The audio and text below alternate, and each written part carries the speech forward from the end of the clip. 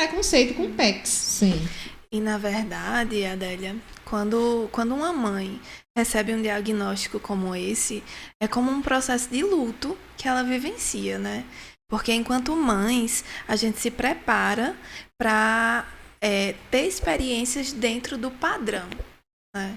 Para viver experiências dentro, principalmente no seu caso, que já tinha um filho mais velho, dentro do que já era conhecido, né? Do que você já vinha vivendo com o seu filho. Então, assim, receber um diagnóstico como esse, tirar a família completamente da zona de conforto. Sim, tem isso. Então, exatamente. Não é só a mãe que sofre com isso. Então, Mas a mãe é quem mais idealiza, é quem gesta, é quem cria expectativas, né? eu tenho uma história interessante, já que você falou que não é só a mãe que sofre, sobre o meu filho, né, o irmão. Sim. Né, a gente, né, nesse processo dele fala, ele não fala, ele com 2 anos e o irmão com 5. E aí a gente andando de carro e aí, meu outro filho, Gabriel, tristinho, né? Eu disse, que foi, Gabriel? Aí ele suspirou. Eu queria que o Guilherme brincasse de videogame comigo. Aí eu disse, mas ele vai brincar, ele é muito pequeno, mas ele vai brincar com você quando ele crescer. Ele disse, mas ele não fala. Aí eu disse, mas existem muitas pessoas que não falam e conseguem brincar de videogame, conseguem fazer muitas outras coisas. Eu disse, o Guilherme não fala hoje, mas a gente está trabalhando, né? Para ele falar, e daqui a alguns anos ele vai falar. E mesmo que ele não fale, ele vai conseguir brincar de videogame com você. Né? Então, Gabriel era pequeno, 5 anos, mas ele já percebia, né, essa diferença e já sofria, né? Sim. Tinha o momento dele de sofrer com aquela diferença do irmão. E aí, sobre essa questão de maternidade e família, né? Desde que a Ailton me fez o convite para participar desse momento hoje com vocês, eu comecei a ler algumas coisas, né? Para me reiterar do assunto, porque não é algo que eu costumo estudar corriqueiramente. E aí, eu percebi, através das leituras, né, que no início dos anos 90, aliás, no início dos anos de 1900, do século XVIII, existia uma crença psicogênica em relação ao autismo, que seria basicamente uma crença que atribui a causa do autismo a fatores psicológicos e comportamentais. E, de acordo com essa teoria, se atribui a causa do autismo a talvez alguma falha nos cuidados maternos ou a personalidade dos pais, né? E imagine, para aquelas crianças que estavam sendo diagnosticadas naquela época, né, lá no início, nos primórdios, como quando surgiu a nomenclatura de autismo e tudo mais, carregar essa culpa. Seria como se fosse uma doença da criação. Exatamente, como se fosse uma educação. falha dos pais.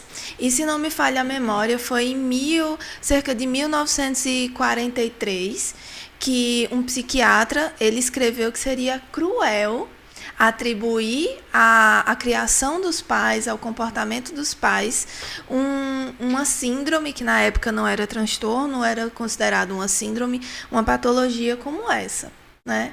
Então, imagine, além de lidar com esse luto, né, de receber um diagnóstico como esse, ainda carregar a culpa, né? Sim. E aí, em algum momento, Adélia, você se fez esse questionamento de talvez pensar se você tinha feito algo errado, se você tinha falhado com o seu filho?